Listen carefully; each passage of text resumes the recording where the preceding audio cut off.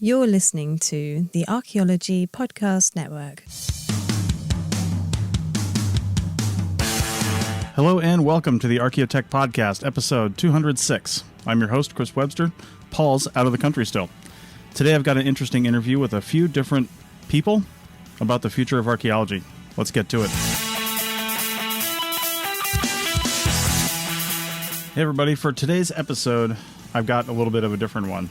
I actually invited on a few different AIs, two actually, and there's a few different voices that I use, but Paul and I were talking, and actually I was talking to somebody else about, having a conversation with ChatGPT. So I did that, but then I switched it up near the end of the show. I asked it some, I think important questions about digital archaeology just to see what it had to say. And then I ran that through some AI voice filters, which you can see all the links for the things that I used down in the show notes. But here it goes. Welcome to the show, Amelia from ChatGPT. Here's my first question. What is digital archaeology?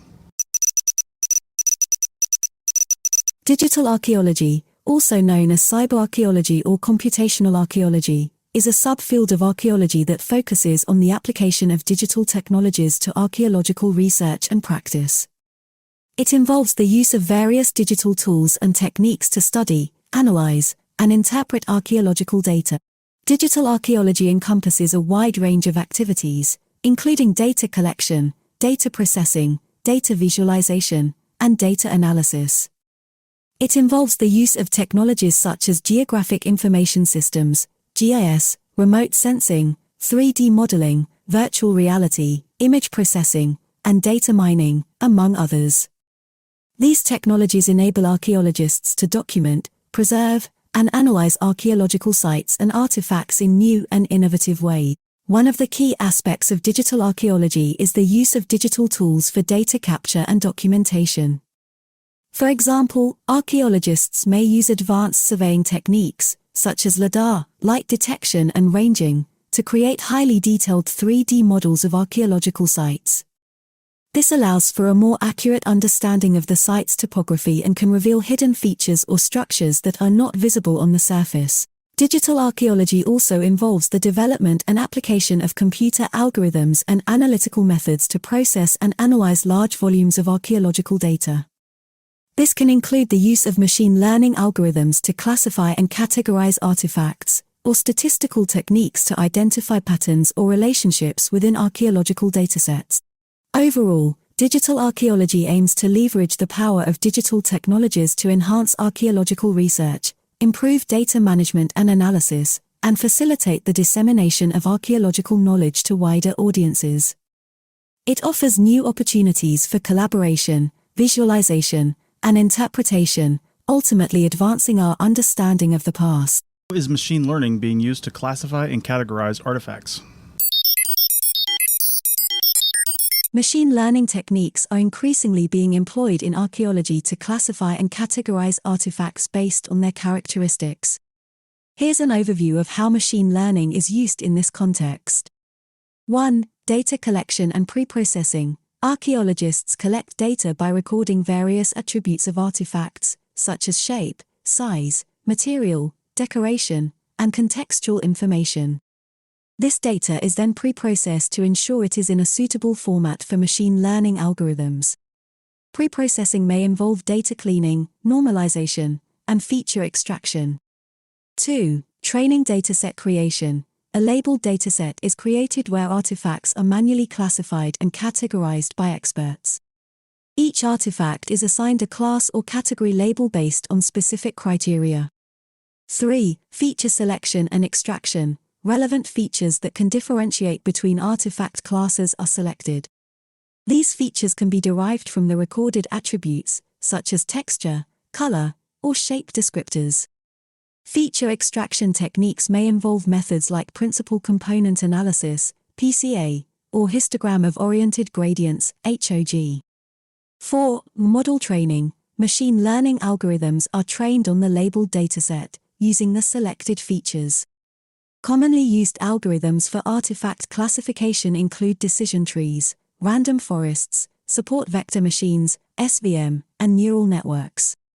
5. Model evaluation and refinement. the trained model is evaluated using performance metrics such as accuracy, precision, recall, or F1 score. If the model's performance is not satisfactory, adjustments may be made, such as fine-tuning hyperparameters or modifying the feature selection process. 6. Artifact classification. Once the model is trained and evaluated, it can be used to classify new, unlabeled artifacts. The model applies the learned patterns and features to make predictions about the class or category of the artifacts. Machine learning can significantly speed up the artifact classification process, especially when dealing with large archaeological assemblages. It can help archaeologists in tasks such as identifying pottery types, categorizing lithic tools, or distinguishing between different styles of ceramics. However, it's important to note that machine learning models in archaeology are not meant to replace human expertise and interpretation.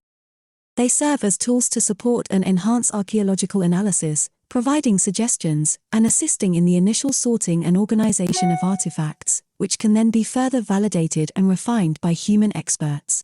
Will machine learning ever get to sufficient quality where human experts are no longer needed? While machine learning has made significant advancements in recent years, it is unlikely that it will completely replace the need for human experts in archaeology or any other field. Here are a few reasons why human expertise remains essential. 1. Complex contextual understanding. Archaeological interpretation involves more than just identifying and classifying artifacts. It requires a deep understanding of cultural, historical, and environmental contexts. Human experts bring their knowledge and experience to the interpretation process, considering factors that may not be captured or understood by machine learning algorithms alone. 2. Subjectivity and nuance. Archaeological interpretation often involves subjective judgments and nuanced understanding. Certain aspects of artifacts or archaeological contexts may be open to different interpretations or require expert judgment. Human experts can bring their expertise, creativity, and critical thinking to address such complexities, which may be challenging for machine learning algorithms. 3. Adapting to new contexts and challenges. Machine learning algorithms are trained on specific datasets and patterns. When faced with new or unexpected archaeological contexts or artifact types, the algorithms may struggle to generalize or adapt. Human experts, on the other hand, can draw from their broader knowledge and apply it to novel situations. 4. Ethical considerations and value judgments. Archaeology involves ethical considerations and value judgments, such as decisions about site preservation, community engagement, and the representation of the past. These are complex issues that require human input and decision-making, taking into account diverse perspectives and ethical frameworks. While machine learning can greatly assist archaeologists in tasks like data analysis, pattern recognition, and artifact classification, it is best seen as a tool to augment human expertise rather than replace it.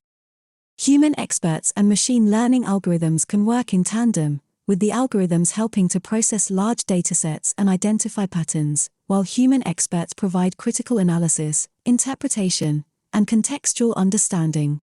The collaboration between humans and machines can lead to more comprehensive and nuanced archaeological research outcomes. If you were an archaeologist, what would you like to study? As an AI language model, I don't have personal preferences or desires like a human does. However, I can share some interesting areas of archaeological research that many archaeologists find compelling. 1. Ancient civilizations. Studying the rise and fall of ancient civilizations, such as the Maya, ancient Egypt, Rome, or Mesopotamia, offers insights into the development of complex societies, political systems, architecture, art, and cultural practices. 2. Prehistoric cultures. Exploring prehistoric cultures allows archaeologists to uncover the lifestyles, technologies, and belief systems of early human societies. This includes investigating hunter-gatherer communities, early agricultural societies, and the origins of human civilization. 3. Underwater archaeology. Investigating submerged archaeological sites, such as ancient shipwrecks or lost coastal settlements, provides unique opportunities to understand maritime history, seafaring, trade routes, and the impact of environmental changes on human communities. 4. Bioarchaeology. This field focuses on the analysis of human remains to understand ancient populations' health, diet, migration patterns, and social structures. Bioarchaeologists also explore aspects like ancient diseases, trauma, and cultural practices related to death and burial. 5. Experimental archaeology. Conducting experiments to replicate ancient technologies, craft processes, or construction methods helps archaeologists gain practical insights into the skills and knowledge of past societies. This can involve recreating ancient tools, pottery-making techniques, or architectural experiments. 6. Landscape archaeology. Investigating the interaction between humans and their environment over time. Landscape archaeology explores how past societies shaped and were shaped by the landscapes they inhabited. It involves studying settlement patterns, land use, and the impact of human activities on ecosystems. 7. Cultural heritage preservation. Archaeologists also engage in the preservation and conservation of cultural heritage sites and artifacts. This includes developing strategies for site management, implementing sustainable practices, and working with local communities to ensure the preservation of their heritage.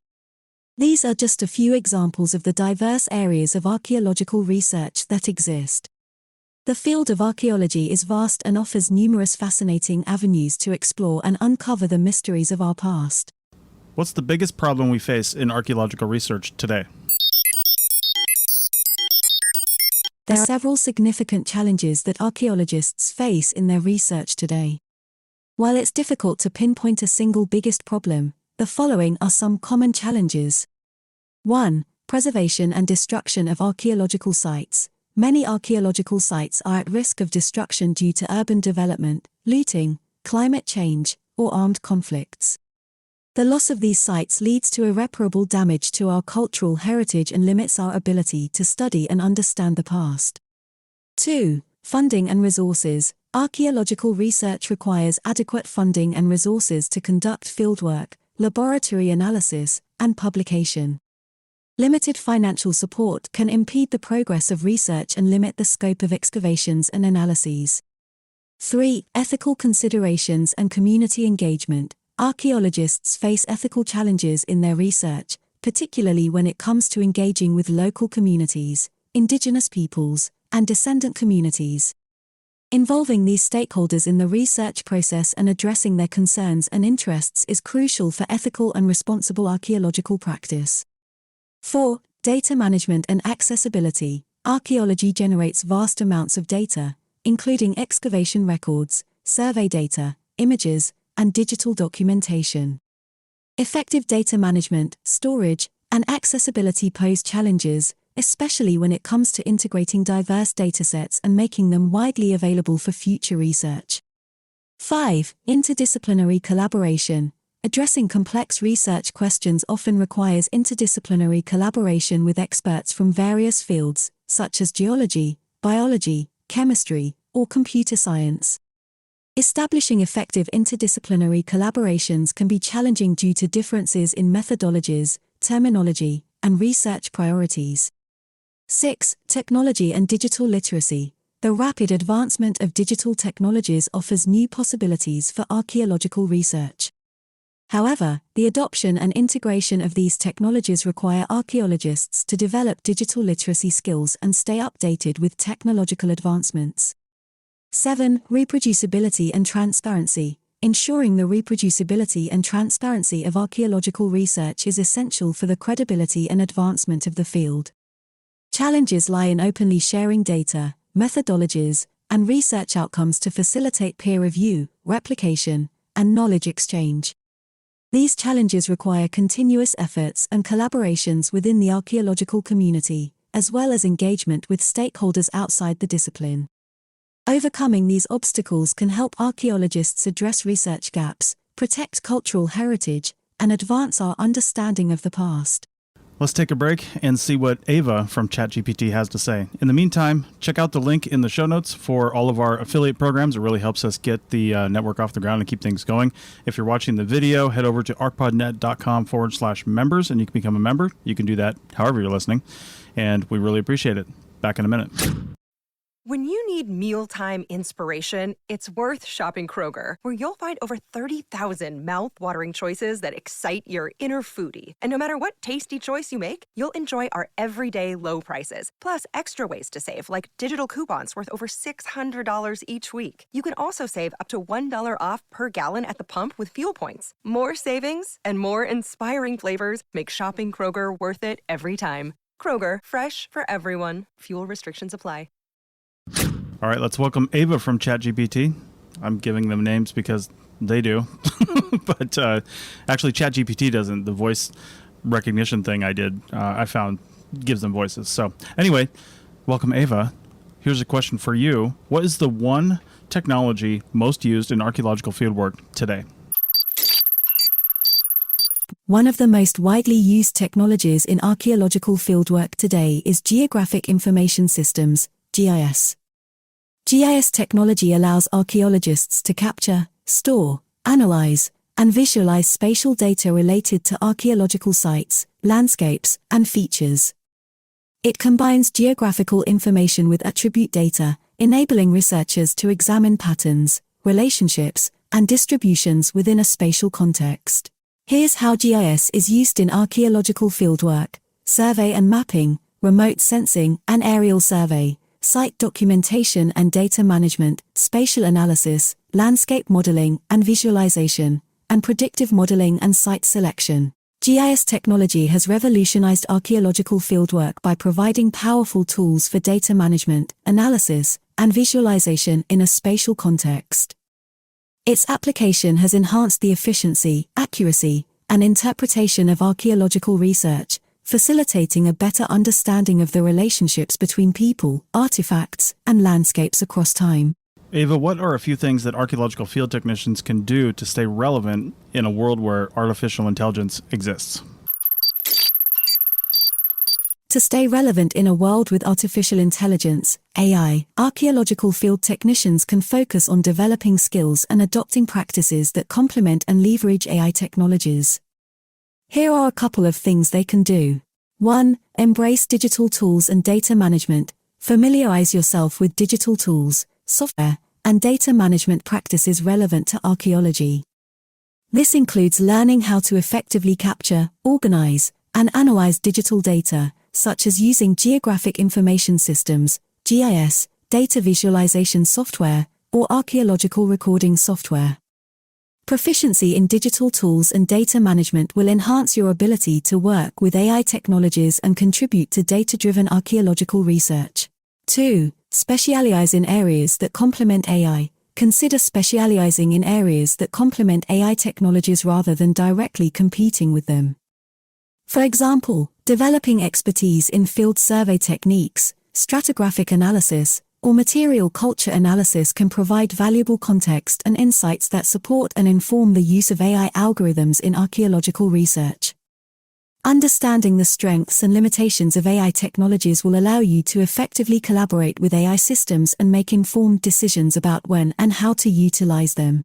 3. Foster interdisciplinary collaborations. AI applications in archaeology often require interdisciplinary collaborations. Seek opportunities to collaborate with experts in computer science, data science, or machine learning.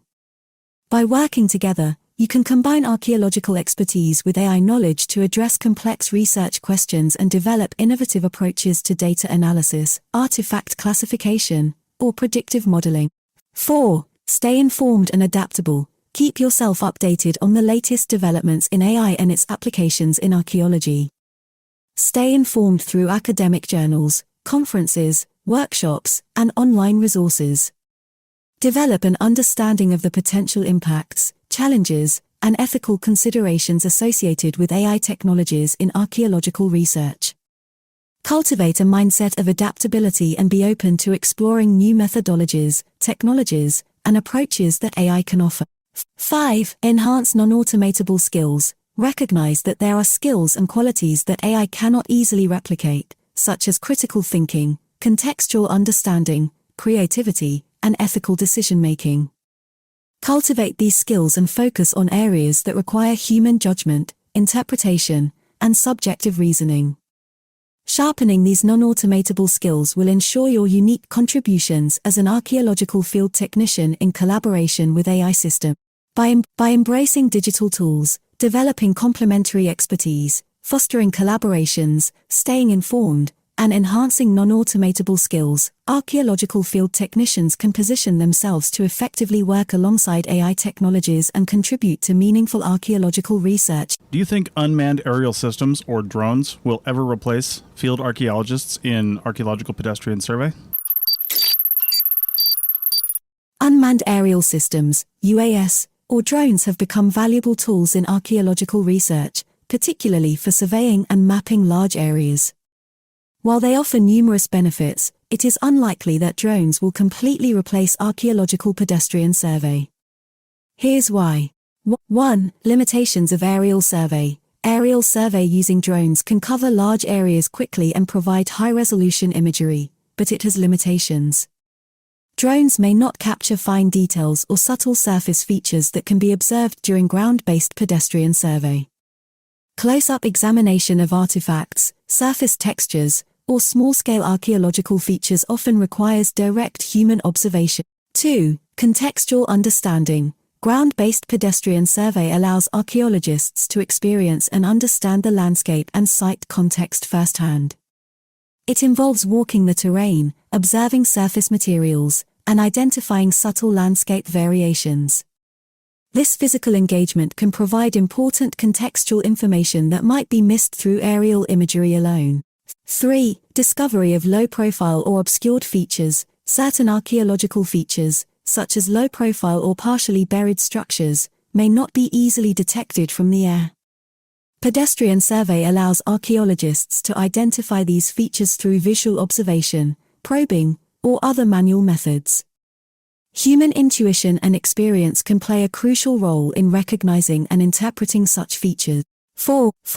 Interpretation and integration. Archaeological pedestrian survey involves more than just locating and documenting artifacts or features. It requires interpretive skills, contextual understanding, and integration with other lines of evidence. Ground-based survey provides opportunities for on-the-spot interpretation, identification of subtle patterns, and integration of findings within the broader archaeological lab. 5. Site access and logistics. Some archaeological sites may have limited or restricted access, making ground-based pedestrian survey the only feasible option. Additionally, dense vegetation, steep terrain, or complex topography can hinder the effectiveness of aerial surveys. In such cases, pedestrian survey remains essential for comprehensive data collection. While drones offer efficiency, large-scale coverage, and high-resolution imagery, their use in conjunction with pedestrian survey can be highly complementary. Integrating both approaches allows archaeologists to leverage the advantages of each method and obtain a more comprehensive understanding of archaeological sites and landscapes. What method would you use to map an archaeological landscape with a drone? To map an archaeological landscape using a drone, a commonly employed method is aerial photogrammetry. Aerial photogrammetry involves capturing a series of overlapping photographs from the drone and processing them to create detailed, accurate 3D models or orthomosaic maps of the landscape. Here's a step-by-step outline of the process. Flight planning. Determine the area to be surveyed and plan the flight path for the drone. Factors to consider include the size of the area, flight altitude, camera settings, and image overlap. Flight planning software or specialized drone mapping applications can assist in generating optimized flight paths. Drone data collection. Fly the drone according to the planned flight path, ensuring that the camera captures a series of overlapping images of the landscape. The drone should be equipped with a high-resolution camera capable of capturing geotagged images. Image processing. Transfer the captured images from the drone to a computer and use photogrammetry software to process them.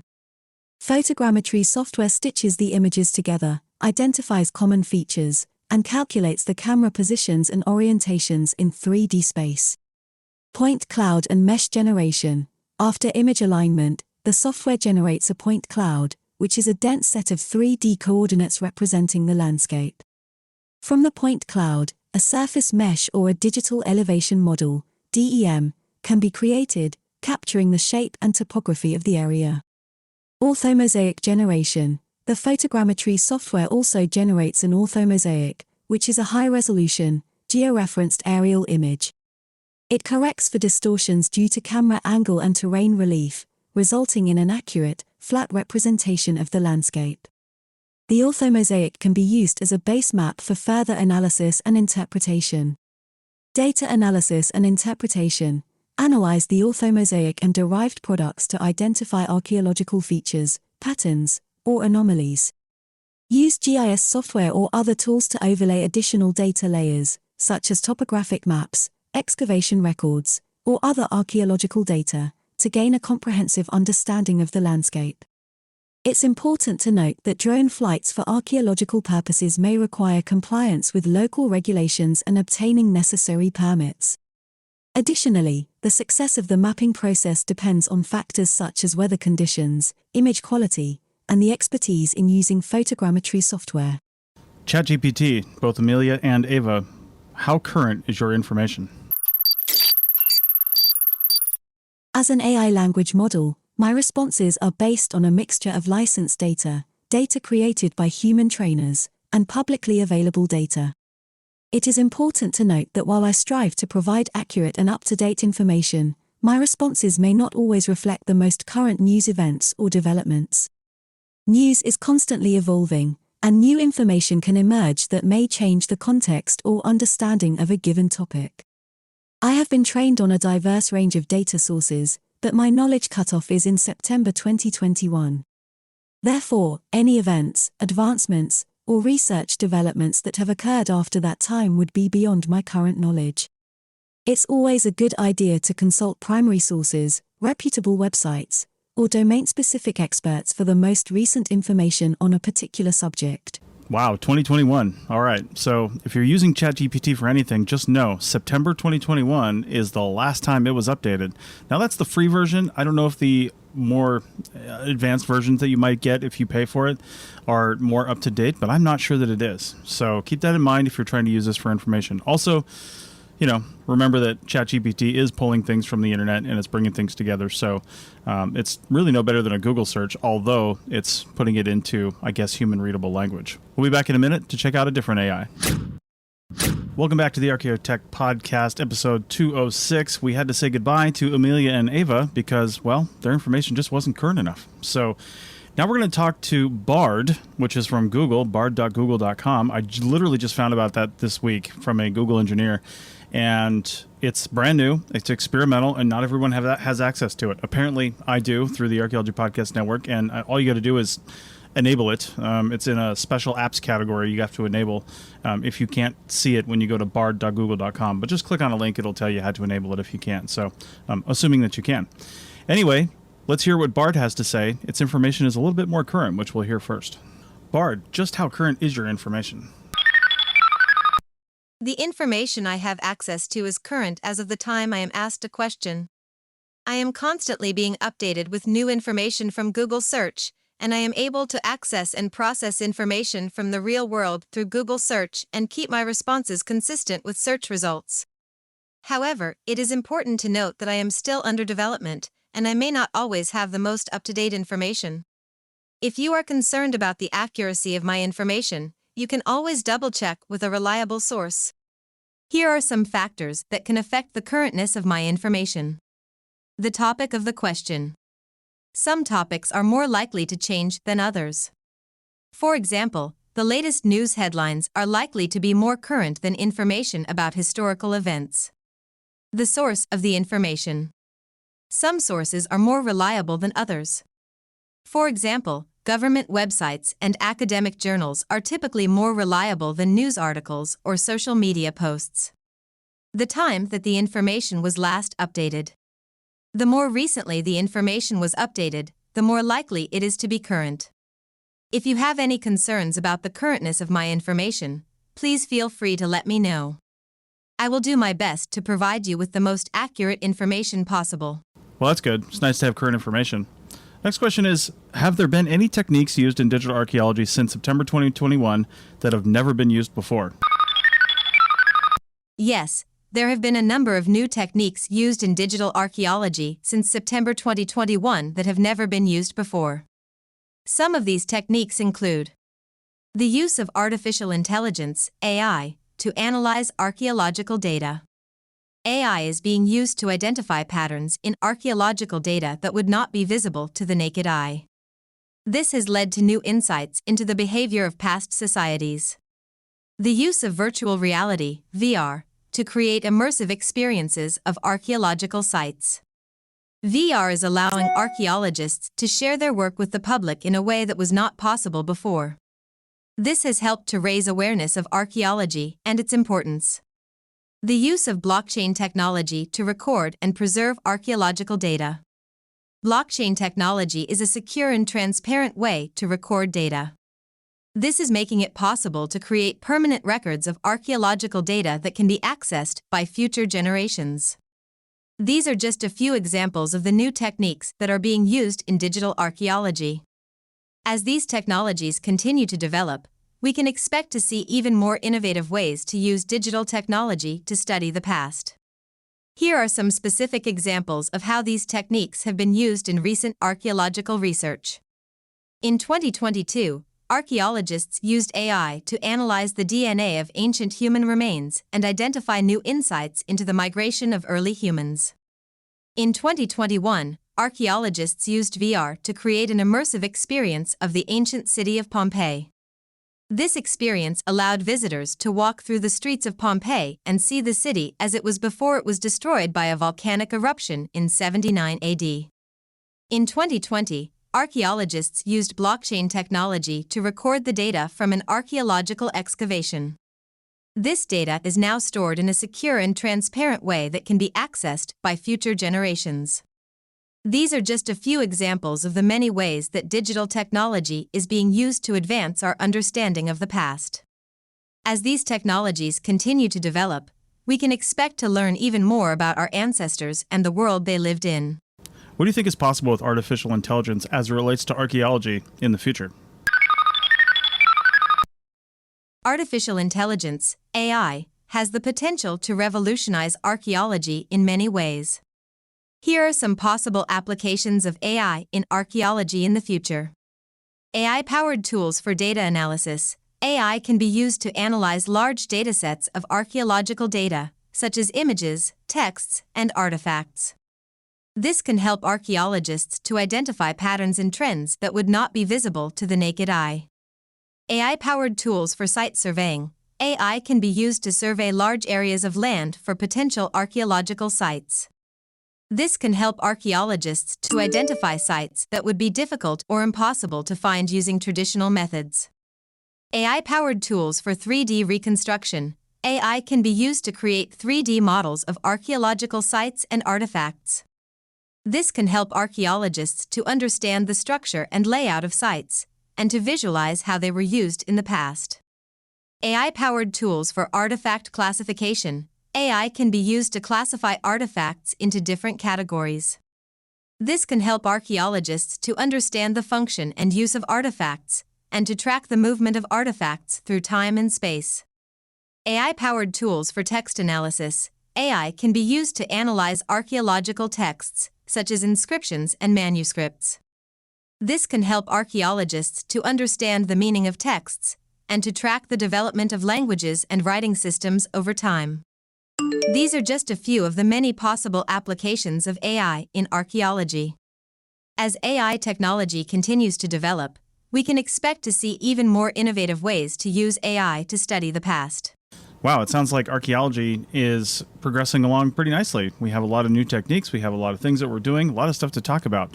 Makes me wonder about this podcast, the Archaeotech Podcast. We have a lot of people on, we talk about a lot of things. Exactly how influential is the Archaeotech Podcast? The Archaeotech Podcast is a relatively new podcast, but it has already become a popular resource for archaeologists and anyone interested in the intersection of archaeology and technology. The podcast is hosted by Chris Webster and Paul Zimmerman, two archaeologists who are passionate about using technology to advance the field of archaeology. The Archaeotech Podcast covers a wide range of topics related to archaeological technology, from the use of drones and 3D scanning to the development of new dating techniques. The podcast also features interviews with leading archaeologists and experts in archaeological technology. The Archaeotech podcast has been praised for its informative and engaging content. The hosts are knowledgeable and enthusiastic, and they do a great job of explaining complex topics in a way that is easy to understand. The podcast also features a variety of guests, which provides listeners with a different perspective on the topics being discussed. The Archaeotech podcast is not yet as well known as some of the other popular archaeology podcasts, but it is growing in popularity. The podcast has over 10,000 subscribers and is ranked in the top 50 archaeology podcasts on Apple Podcasts. It is difficult to say definitively how influential the Archaeotech podcast is, but it is clear that it is having a positive impact on the field of archaeology. The podcast is helping to raise awareness of the importance of archaeological technology and is inspiring archaeologists to use technology to advance their research. Here are some of the ways that the Archaeotech podcast is influential. It provides a platform for archaeologists to share their work with the public. The podcast allows archaeologists to discuss their research in a way that is accessible to a wider audience. This helps to raise awareness of the field of archaeology and its importance. It encourages the use of new technologies in archaeology. The podcast features interviews with archaeologists who are using cutting-edge technology in their research. This helps to inspire other archaeologists to adopt new technologies and to push the boundaries of what is possible. It provides a forum for discussion about the ethical implications of using technology in archaeology. The podcast addresses the ethical issues that arise when using technology in archaeology, such as the potential for bias and the impact on archaeological sites. This helps to ensure that archaeologists are using technology in a responsible way. Overall, the Archaeotech podcast is an important resource for archaeologists and anyone interested in the intersection of archaeology and technology. The podcast is informative, engaging, and influential. It is helping to raise awareness of the importance of archaeological technology and is inspiring archaeologists to use technology to advance their research. Well, I disagree with the Archaeotech podcast being relatively new. We've been around as long as the Archaeology Podcast Network, which is about 8.5 years, a little more than that. That being said, I'll let it slide, although you did say your information was current, but apparently not. Anyway, thanks for the kind words. And aside from saying Archaeotech, which is a common mistake that non-archaeologists make because they just don't know what to do, I appreciate the comments. I've just got one final question for you. Is Paul Zimmerman a spy? Jumping here with an editor's note, the minute I asked that question and it started to give me an answer, the whole system crashed. And it came back, and the answer was there, but it said it was from some AI voice named Sarge. I have no idea what's going on there, but here it is. There is no evidence to suggest that Paul Zimmerman is a spy. He is an archaeologist and podcaster, and there is no indication that he was involved in any kind of espionage activity. The rumors that Zimmerman was a spy appear to have originated from a few sources. One source is a blog post that was published in 2019. The blog post claimed that Zimmerman had been seen meeting with a man who was believed to be a Russian intelligence officer. However, there is no evidence to support this claim, and the blog post has since been taken down. Another source of the rumors is a book that was published in 2020. The book claims that Zimmerman was recruited by the CIA while he was an archaeologist in the Middle East. However, there is no evidence to support this claim, and the book has been criticized for its lack of accuracy. In conclusion, there is no evidence to suggest that Paul Zimmerman is a spy. The rumors that he is a spy appear to be based on speculation and conjecture. Okay, well, thanks for that, Sarge. I didn't think he was. He's just, doing archaeology in the Middle East. And actually, all kidding aside, he's having a really good time over there, finding lots of cool stuff. And it's just a really awesome opportunity that he's got to do that. I'm sure Paul will be back at some point. And we usually, are able to get these recordings in. He said it's no problem. It's late for him, but we just couldn't make it work last Thursday. So I came up with this idea. Anyway, I think what we've all seen here is that these different services, ChatGPT, Bard, whatever it's coming from, they're getting their information from somewhere. And it is putting it together, but the information is actually coming from somewhere. And I saw an article recently about authors saying, telling companies like OpenAI that runs ChatGPT, hey, stop stealing our work, because none of the things that were none of the things that were, written down or generated, I should say, from the questions that I asked were cited. None of those sources were cited. I think that's going to be important. Just put little citation numbers after each little thing. If it's a direct quote, or maybe, somewhat, maybe there's a percentage of accuracy on the sentence. I know if you change it a little bit, that doesn't necessarily make it yours, but if you change the intent and you put some other stuff in there, then it kind of does. And if AI is doing that, then great. If it's not, then we need citations, right? We need to know where you're getting that information. Otherwise, you may as well be doing a Wikipedia search and then citing that. So that being said, whoever's writing all these answers to these questions is doing a fantastic job, because I thought the answers given to the questions I came up with were actually pretty good, pretty well thought out. I've done this experiment with some other concepts as well, like podcasting and even living in an RV, stuff like that. And it's coming up with some pretty good answers, which means there's some pretty good people out there writing these things down and putting them on the internet. But again, it just goes to show you that nothing is safe on the internet and everything is fair game. All right, with that, we'll see you guys next week. Thanks for listening to the Archaeotech Podcast. Links to items mentioned on the show are in the show notes at www.arcpodnet.com/archaeotech. Contact us at chris@archaeologypodcastnetwork.com and paul@lugal.com. Support the show by becoming a member at arcpodnet.com/members. The music is a song called Off Road and is license free from Apple. Thanks for listening. This episode was produced by Chris Webster from his RV traveling the United States, Tristan Boyle in Scotland, DigTech LLC, Culturo Media, and the Archaeology Podcast Network, and was edited by Chris Webster.